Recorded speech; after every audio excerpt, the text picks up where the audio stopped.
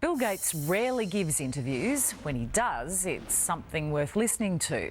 Gates is a straight shooter, and right now he's targeting his fellow rich. He wants them to stop taking and start giving. And he's leading by example, pouring his billions into vaccines that will save the lives of millions. And that's only the beginning of his inspiring plan to spend his fortune on the less fortunate. Here's Peter Fitzsimons with Bill Gates.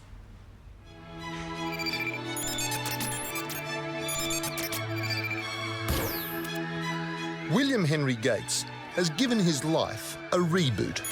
The man who gave the world Microsoft is now giving his billions away.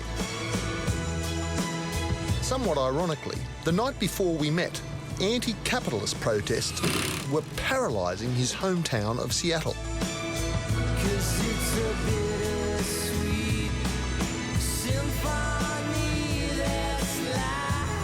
Shops were barricaded, corporate greed the target.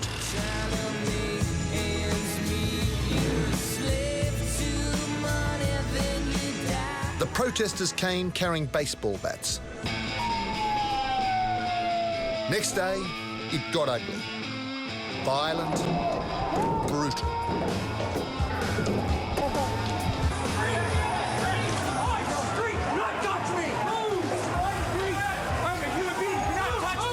Yet only a short cab ride from the mayhem, I found myself in the tranquil surrounds of one of the biggest capitalist corporations on earth. Mr. Gates, thank you very much for your time. We are met the day after serious riots in Seattle last night. Do you worry about that gap between the rich and the poor? Well, I think it's a shame for society if those who have the talents to amass fortunes don't take their voice, their skills, their resources, their colleagues, and direct some of that to helping those most in need. So it's a missed opportunity. I'm trying to get to the core of your drive to give. Well, I think for me, it partly relates to innovation. You know, I've seen the power of innovation to create the personal computer, create the internet. And so the question becomes, are we innovating for those who are in great need? And I was absolutely stunned that money was not being spent on a malaria vaccine. You know, 1 million people a year die, and yet, you know, we were spending more on a drug for male baldness. And so that misallocation is upsetting to me because I love innovation and I think it ought to benefit everyone. Can I ask, did you design this place? No, my wife was very involved in picking the basic approach, and it's come out amazingly well. In these gleaming headquarters, Gates is plotting a revolution. To eliminate polio, feed the world, and develop a vaccine for AIDS and malaria. Bill's fortune bankrolls the foundation he created with his wife, Melinda. We have an expression in Australia to wear the pants. Does Melinda Gates wear the pants in your family? Well, she's very involved in all the foundation stuff, no more than I am. So. Right. Well, you're doing better than I am, because my wife wears the pants. They have 3 children, but there'll be no hefty inheritance. Mum and Dad aren't leaving the kids much. You've never had to have a difficult conversation with your kids of, listen, you're not going to get the 61 billion. Well, they know that they won't grow up with gigantic wealth. Even before we got married, the idea that giving kids huge sums of money was not a favor to either the kids or society as a whole, we had that in mind. So we knew that a lot of it should go to the poorest in the world.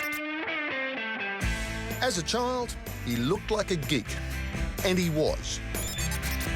I discovered computers when I was 12, and that became kind of an obsession. How did you write software? What could be done? He left home at 17 to study at Harvard, but to his dad's dismay, he soon dropped out to hang out with his nerdy mates. I and some friends, including Paul Allen, decided, hey, we were going to be the best software developers around. So, in 1975, in Albuquerque, New Mexico, in this building, they launched Microsoft. And this is their first staff photo. If you'd invested in this motley crew then, you would be a squillionaire now. As CEO, Gates was brilliant and often brutal.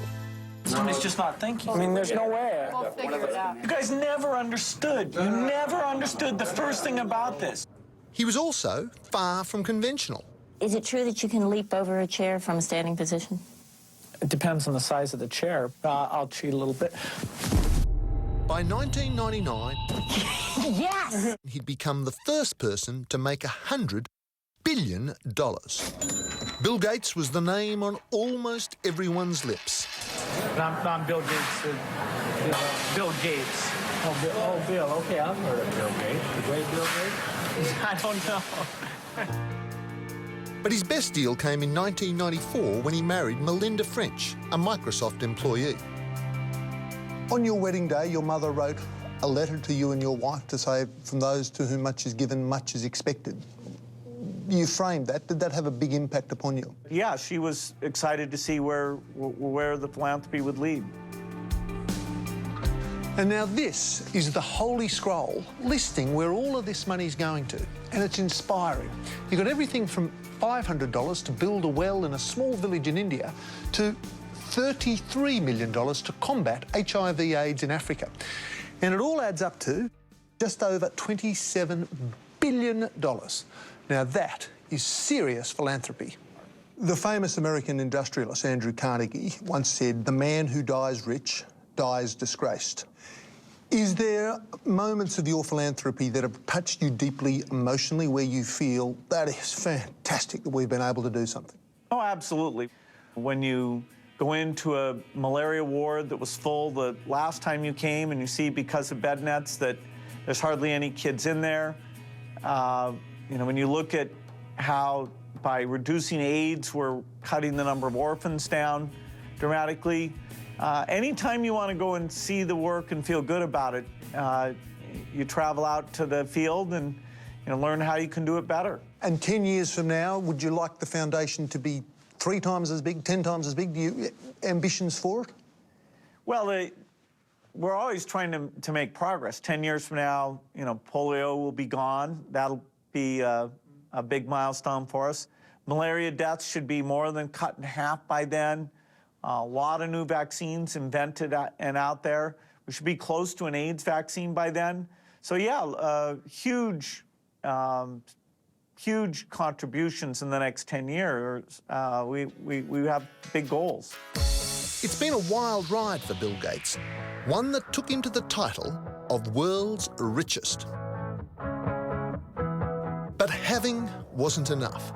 Giving is now what drives this driven man. And he wants the rest of the rich, the 1% with most of the world's wealth, to do the same and learn the lesson that's made him a happy man. Do you have moments where you pause and think, how did this happen to me? You know, like I'm Bill Gates, I'm Microsoft, I'm giving this. I mean, you've had an extraordinary life. Yeah, I'm unbelievably lucky, perhaps the luckiest person around. My work is interesting. I feel a sense of responsibility if I'm lazy about this. Maybe we won't get polio right, but it's such a privilege. I wouldn't trade places with anyone. In the Australian vernacular, good on ya. And thank you for your time. Thank you. The very responsible Bill Gates there.